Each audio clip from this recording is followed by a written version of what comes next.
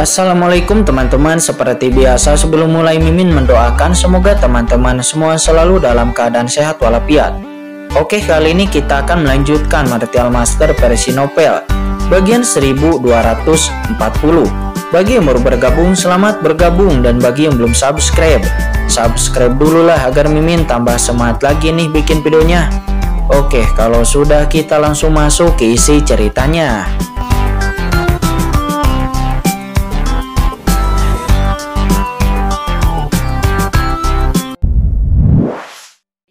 Tetapi mereka semua sangat gembira, dan ini merupakan hal yang luar biasa bagi Tianjuo.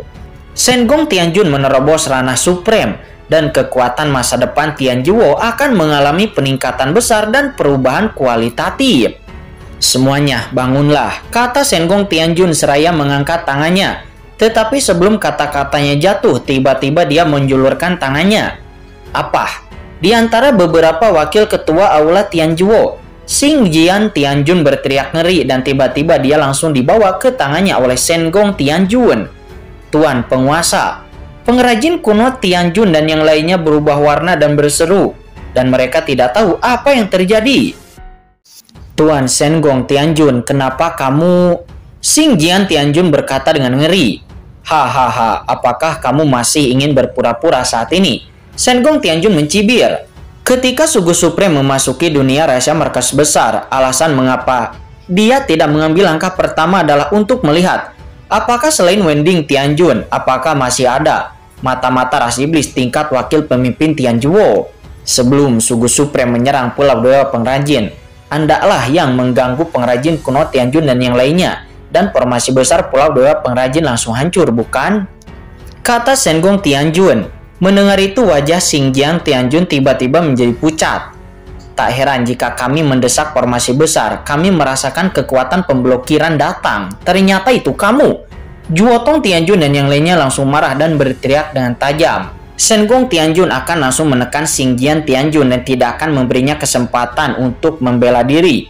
Baiklah, kalian semua pergi dan kembalikan kedamaian di dunia rahasia markas besar secepat mungkin. Selain itu, bagian yang rusak juga akan diperbaiki terlebih dahulu, kata Senggong Tianjun. Setelah suara Senggong Tianjun jatuh, segera di atas dunia rahasia markas besar Tianjuo, nyala api yang dibentuk oleh pilar api Tong Tianji sekali lagi pulih itu melayang di langit, memantau segala sesuatu di Tianjuo. Qin Chen, kemarilah. Kemudian Senggong Tianjun melirik Qin Chen sambil tersenyum dan segera menuju istana di samping Qin Chen. Mata Qin Chen berkedip dan segera mengikutinya. Memasuki istana ini, di halamannya, air mengalir sangat deras dan pegunungan mengalir di mana-mana. Senggong Tianjun sebenarnya membangun sebuah dunia kecil di mansion ini. Setelah sampai di paviliun, Senggong Tianjun duduk dan mengangkat tangannya. Beberapa selimut muncul di atas meja batu. Kemudian, sepocik teh muncul di tangan Senggong Tianjun dan lalu menuangkannya ke dalam cangkir teh. Ayo coba teh Wan Kong kami, kata Senggong Tianjun seraya melambaikan tangannya dan berkata sambil tersenyum. Qin Chen menerimanya dan langsung duduk.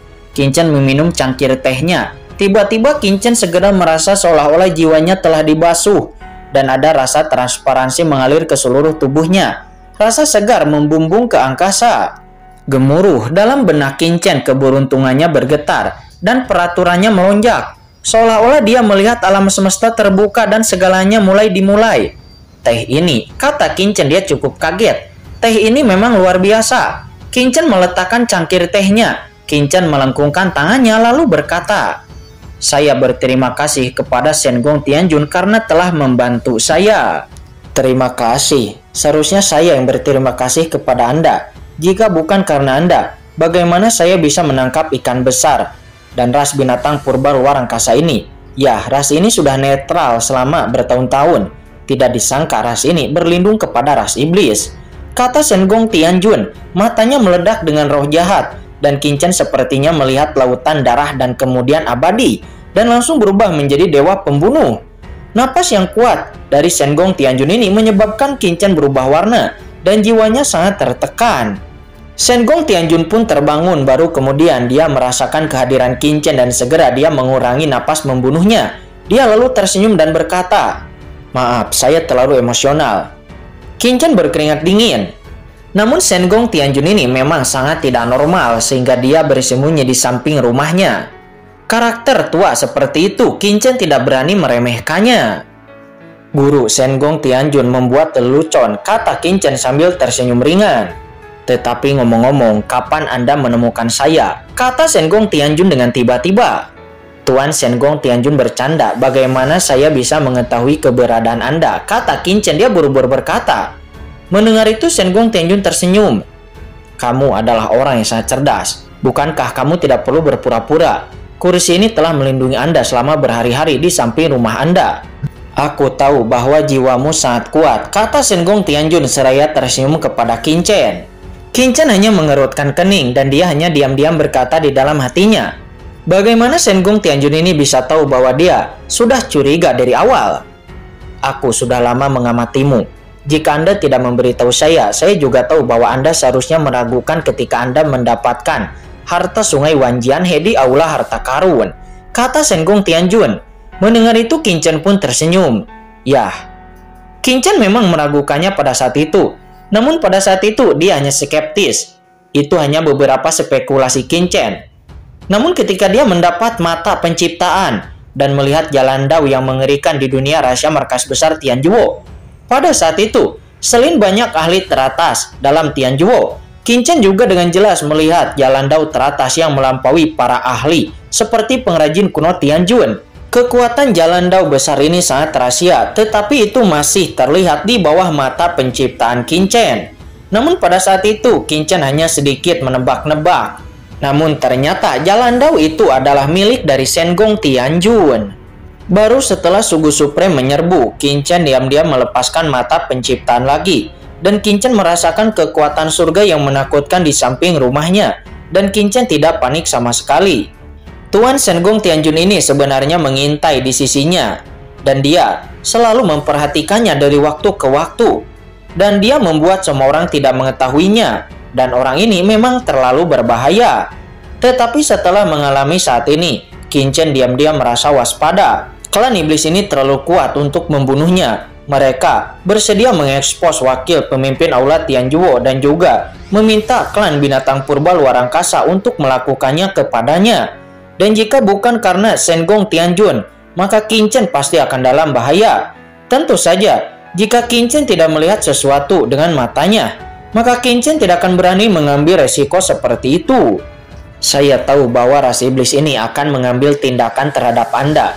Namun saya tidak berharap untuk menarik ahli teratas tingkat supreme. Selain itu, saya juga memanfaatkan situasi ini dan memusnahkan mata-mata ras iblis yang selama ini ada di Tianjuo yang mengintai Tianjuo. Namun sayangnya, hal itu baru saja membunuh Sugu Supreme. Jika itu membunuh ahli supreme dari ras iblis, maka kita akan mendapat keuntungan besar.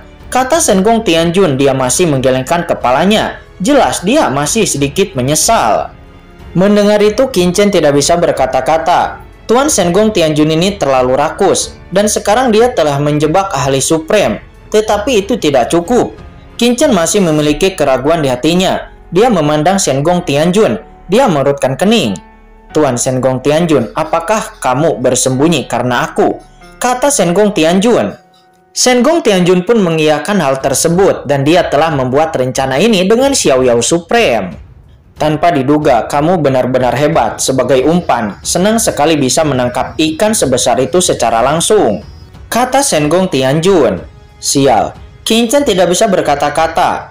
Pihak lain ternyata sudah merencanakan segalanya. Sebelum dia datang ke dunia rahasia markas besar Tianjuo, itu sepertinya telah direncanakan. Selain itu, dalam hal ini, Shen Gong Tianjun juga seharusnya juga telah mengetahui identitas klan naga sejatinya. Apakah pengrajin kuno Tianjun tahu? Kata Qin Chen. Dia berkata dengan sungguh-sungguh, dia masih ragu. Dia tahu sedikit, tapi dia hanya menuruti semua perintahku. Dia seharusnya tidak tahu apa-apa tentang rencana ini, kata Shen Gong Tianjun. Namun meskipun Shen Gong Tianjun telah menghitung sendiri diri Qin Chen, tetapi Shen Gong Tianjun juga selalu menjaga di sisinya. Dan di dunia rahasia markas besar Tianjuo ini, Qin Chen juga telah memperoleh banyak hal dan juga telah memperoleh banyak harta karun. Anda adalah orang yang paling saya optimis sejak saya mengambil alih Tianjuo selama bertahun-tahun terakhir. potensi Anda lebih kuat dari Tianjun lainnya. Sengong Tianjun tersenyum dan memandang Qin Chen. Saya harap Anda akan tumbuh dan tumbuh menjadi ahli ranah Tianjun. Dan pada saat itu, saya dapat memberi Anda identitas pemimpin Tianjuo dan saya dapat merasa nyaman. Pemimpin Tianjuo mendengar itu Qin Chen terkejut. Dan Sengong Tianjun ini sebenarnya ingin memberikan posisi pemimpin Tianjuo kepadanya. Ini adalah master sekelas pemimpin Tianjuo dengan status yang luar biasa. Dan dengan kekuatan Sengong Tianjun saat ini dia masih dapat berdiri dan bekerja di dalam Tianjuo dalam waktu yang tak terhitung jumlahnya. Dan tidak perlu khawatir dan tidak perlu mengatakannya dengan jelas. Selain itu, ada begitu banyak wakil pemimpin Tianjuo, jadi tidak perlu mengatakannya terburu-buru. Orang kuat seperti Sengong Tianjun ingin mengatakan satu hal seperti itu. Namun sekarang dia telah mengatakannya dan tidak mungkin untuk mengingkari janjinya. Sengong Tianjun tersenyum lalu berkata, "Jangan gugup, tidak perlu menolak. Saya tidak memberikannya kepada Anda sekarang, tetapi akan menunggu Anda menerobos ranah Tianjun. Kekuatanmu saat ini terlalu lemah untuk menanggung harapan mengembangkan Tianjuo. Lagi pula, jika tebakanku benar, kamu seharusnya mendapatkan warisan dari palu perbaikan langit, kan?" Kata Sengong Tianjun. Dia menyipitkan matanya ke arah Qin Chen. Mendengar itu Qin Chen terkejut. "Jangan gugup," Sengong Tianjun tersenyum. Kuil Butian sebenarnya adalah pendahulunya yang dibuat oleh pengrajin kuno, di mana istana Guanghan dari alam surgawi berada. Sebenarnya itu adalah istana perbaikan langit, pengrajin ortodoks. Qin Chen terkejut, ternyata Sengong Tianjun mengetahui hal ini. Tetapi Sengong Tianjun mengatakan bahwa dia tidak ingin mendapatkan warisan dari istana Butian, karena dia tidak memenuhi syarat untuk mendapatkannya. Namun sebaliknya, dia telah lama mencari pewaris yang sebenarnya. Sengong Tianjun kemudian menatap Qin Chen. Karena jika ingin mengendalikan pagoda Guyu, Anda harus menggunakan teknik penambalan langit dari istana penambalan langit surgawi. Hanya teknik penambalan langit yang dapat mengendalikan pagoda Guyu. Selain itu tidak ada cara lain, kata Sengong Tianjun. Itu Qin Chen terkejut. Tidak heran dia bisa mengendalikan jejak roh jahat di pagoda Guyu. Ternyata karena teknik penambalan langit. Tetapi itu juga benar. Meskipun Qin Chen menggunakan segala macam metode, ada sedikit kekurangan. Baru setelah Qin Chen menggunakan teknik penambalan langit, Qin Chen akhirnya dapat mengumpulkan roh jahat di pagoda Guyu. Dan sekarang Qin Chen memikirkannya, dan memanglah demikian. Qin Chen menggelengkan kepalanya. Tetapi bahkan jika saya dapat mengendalikan pagoda Guyu, tidak perlu menyerahkan posisi pemimpin Tianjuo kepada saya, bukan? Hahaha, Sengong Tianjun tersenyum dan lalu memandang Qin Chen. Tahukah Anda apa tujuan dari pengerjaan kuno? Mendengar itu Qin Chen mengerutkan kening. Bukankah itu untuk menghubungi semua pemurni di dunia untuk membentuk tempat suci bagi pemurni? Qin Chen bertanya-tanya, apakah ada masalah dengan ini? Menurutnya, Tianjuo seperti aula artefak di benua Tianwu, hanyalah tempat suci bagi pemurni. Bisa dibilang begitu, tetapi ini hanyalah salah satu. Dan ini juga hanyalah tujuan paling dangkal, kata Sengong Tianjun. Dia menggelengkan kepalanya dan lalu dia menjelaskan. Memang Tianjuo dibentuk untuk mengumpulkan semua pemurni manusia, akan tetapi itu berbeda dengan istana kuil Butian yang memperbaiki langit. Posisi istana kuil Butian kuno di surga sangatlah terpisah dan bahkan tidak kurang dari surga kuno, dan dia memiliki posisi dan peran khusus. Kemudian Sengong Tianjun pun langsung menjelaskan era-era yang telah terjadi sebelumnya. Singkat cerita, Qin Chen pun mengangguk dan mengerti akan penjelasan dari Sengong Tianjun. Ternyata alam semesta telah melaluinya berkali-kali. Bahkan leluhur naga Hong Huang dan leluhur suci Sungai Darah tidak mengetahui hal ini. Karena kedua orang ini seharusnya sudah menghilang sebelum berdirinya surga kuno. Era di mana mereka berada adalah era paling mulia dari makhluk-makhluk kacau. Dan mereka tidak ada bandingannya. Sengong Tianjun saat ini melanjutkan penjelasannya. Tetapi istana Butian adalah kekuatan yang memiliki bentuk embrio di era kekacauan primordial dan merupakan kekuatan yang mengumpulkan hasil besar di istana surgawi kuno. Saat itu, istana surgawi kuno mengumpulkan 10.000 suku. Betapa kuatnya itu. Semua suku mematuhi 10.000 parlemen, mengikuti aturan istana surgawi kuno. Dan hanya Butian Gong yang tidak bisa. Butian Gong sangat misterius dan memiliki kekuatan yang unik. mendesis. Mendengar ini, Qin Chen menghirup udara dingin. Apakah palu perbaikan langit begitu kuat? Qin Chen mengira pencipta keahlian ini adalah kuil Butian. Dan kuil Butian seharusnya hanya ada di apa yang disebut pengadilan surgawi kuno. Tetapi Qin Chen tidak pernah menyangka bahwa kuil itu memiliki status setinggi itu. Tahukah kamu mengapa kuil Butian begitu luar biasa? Kata Shen Gong Tianjun, dia bertanya sambil tersenyum. Mendengarnya, Qin Chen menggelengkan kepala. Karena kekuasaan tertinggi alam semesta, Shen Gong Tianjun bergumam. Tujuan dari istana surgawi kuno dan Dewan 10.000 ras adalah untuk menyatukan puluhan ribu ras dan mengembangkan kekuatan mereka. Penjelasan dari Shen Gong Tianjun yang intinya adalah bahwa istana Butian adalah untuk menjaga asal mula alam semesta, untuk menjaga berfungsinya aturan tertinggi alam semesta dan memperbaiki alam semesta. Mendengar semua penjelasan dari Shen Gong Tianjun, Qin Chen mengangguk. Memang benar yang maha tinggi ditindas oleh aturan tertinggi alam semesta. Jika istana tertinggi Butian tidak ditindas, maka seberapa kuatkah itu? Oke, apalagi yang bisa kamu tanyakan? Kata Shen Gong Tianjun seraya memandang Qin Chen sambil tersenyum. Qin Chen terdiam beberapa saat. Qin Chen mencerna semua apa yang dikatakan Shen Gong Tianjun sebelumnya. Lalu setelah beberapa saat, Qin Chen pun bertanya, "Saya ingin tahu kemana perginya Yu Qiansu dan Jiruyu." Qin Chen mendongak. Inilah yang paling ingin dia ketahui. Jelas mereka semua datang ke dunia rahasia markas besar Tianjuo. Tetapi Qin Chen sudah lama mencari, tetapi mereka tidak ada di sini, yang membuat Qin Chen cukup khawatir. Mendengar itu, Shen Gong Tianjun memandang Qin Chen tanpa bisa berkata-kata. Segera setelah Anda datang, Anda bertanya tentang seorang wanita. Apakah tidak ada hal-hal lain yang ingin Anda tanyakan terlebih dahulu? Misalnya kapan saya menerobos ke tingkat ranah supreme? Dan bagaimana cara saya menerobos dan lainnya? Mendengar itu, Qin Chen berkeringat dingin. Qin Chen benar-benar sangat tidak ingin tahu tentang Shen Gong Tianjun. Namun kemudian Shen Gong Tianjun pun langsung menjelaskan. Beberapa dari mereka memang tidak berada di dunia rahasia markas besar Tianjuo, dan mereka pergi ke tempat yang berbeda-beda. Kata Shen Gong Tianjun, benar saja, mereka tidak berada di dunia rahasia markas besar Tianjuo.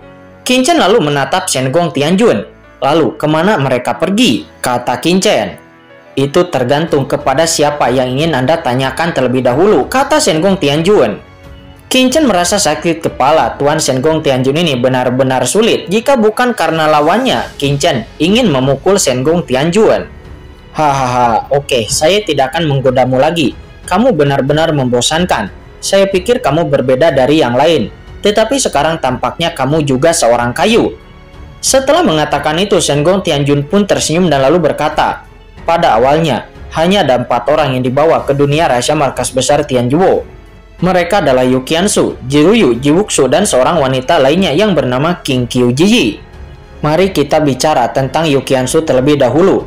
Orang ini memiliki bakat yang sangat bagus, dan dia diambil oleh Xiaoyao Supreme, kata Shen Gong Tianjun. Mendengar itu, kelopak mata Qin Chen pun bergerak-gerak. Tunggu, aku belum selesai berkata. Jangan terlalu bersemangat. Aku belum selesai berbicara. Tepatnya Yu Qiansu dibawa oleh wanita Xiaoyao Supreme, kata Shen Gong Tianjun. Seorang wanita, apakah wanita Xiaoyao Supreme itu juga adalah ahli tertinggi? Kata Qin Chen. Ya, itu benar. Wanita itu adalah penguasa istana dari Istana Dewa Bulan. Dia bernama Yao Yue Supreme. Yao Yue Supreme dan Xiaoyao Supreme keduanya melonjak dari alam bawah. Bersama-sama, saat ini dia juga merupakan salah satu kekuatan tertinggi umat manusia.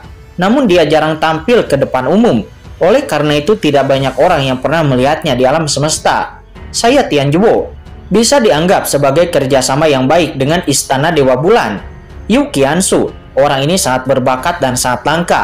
Dia dibawa oleh Yao Yue Supreme dan dia dibawa ke Istana Dewa Bulan, kata Shen Gong Tianjun. Dia menjelaskan kemana perginya Yu Qiansu kepada Qin Chen. Mendengar itu, wajah Qin Chen jelek. Namun untungnya Yu Qiansu dibawa pergi oleh Yao Yue Supreme. Tetapi dengan cara ini, menjadi sulit bagi Qin Chen untuk bisa melihat Yu Qiansu. Bagaimana aku bisa bertemu dengan Yu Qiansu? Kata Qin Chen dengan sungguh-sungguh. Shen Gong Tianjun menggelengkan kepalanya. Anda tidak akan bisa dengan mudah memasuki Istana Dewa Bulan, karena Di istana Dewa Bulan, semuanya adalah wanita. Bagaimana Anda seorang pria besar bisa masuk? Melihat wajah jelek Qin Shen Gong Tianjun pun berkata lagi, selanjutnya, Yaowiwei Supreme akan mengolah Yuqiansu. Dan ini adalah sebuah peluang. Jika Yuqiansu bisa mendapatkan warisan dari Yaowiwei Supreme, itu akan lebih baik daripada tetap di Tianjuo. Ada terlalu banyak, kamu harus peduli, dan kamu juga harus peduli kepada Jiruyu, kata Shen Gong Tianjun. Apa yang terjadi dengan Jiruyu? Kata Qin Chen, dia tiba-tiba berubah warna. Dia adalah anggota keluarga Ji, dan Ji Wuxu dipanggil paksa di tengah jalan oleh keluarga Ji yang kuat. Dan keluarga Ji itu, Shen Gong Tianjun mencibir dan matanya dingin. Ada apa dengan keluarga Ji? Kata Qin Chen menoleh, dan dia merasakan napas yang kuat dari Shen Gong Tianjun. Keluarga Ji itu kekuatan luar biasa. Di zaman kuno itu harus disebut klan Ji, dan itu adalah anggota dari klan kuno. Suku kuno adalah nama ras yang memiliki garis keturunan kuno. Di alam semesta saat ini, hanya ada sedikit ras dengan garis keturunan kacau di antara 10.000 ras.